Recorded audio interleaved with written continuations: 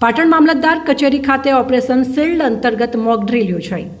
પાટણ જિલ્લામાં કેન્દ્ર સરકારના નિર્દેશ મુજબ સિવિલ ડિફેન્સ અંતર્ગત ઓપરેશન શિલ્ડની મોક ડ્રીલ 18 સ્થળોએ યોજાઈ હતી।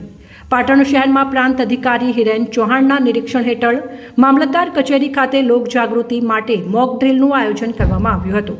સૌપ્રથમ સાયરન વગાડી લોકોને એલર્ટ કરવામાં આવ્યા।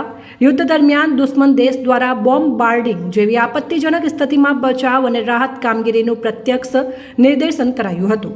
મામલતદાર કેમ્પસમાં આવેલ આધાર કાર્ડ સેન્ટર ખાતે મિસાઇલ અને બોમ્બ પડવાની પરિસ્થિતિનું સિમ્યુલેશન કરાયું હતું। રેસ્ક્યુ ટીમે આગમાં ફસાયેલા અને કાટમાળમાં દટાયેલા લોકોને બચાવવાની કામગીરી દર્શાવી હતી।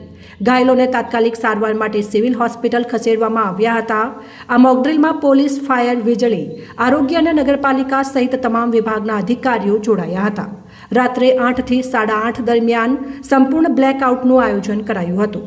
આ સમય દરમિયાન સ્ટ્રીટ લાઇટ, હોર્ડિંગ્સ અને દુકાનોમાં લાઇટ બંધ રાખવાની સૂચના અપાઈ હતી।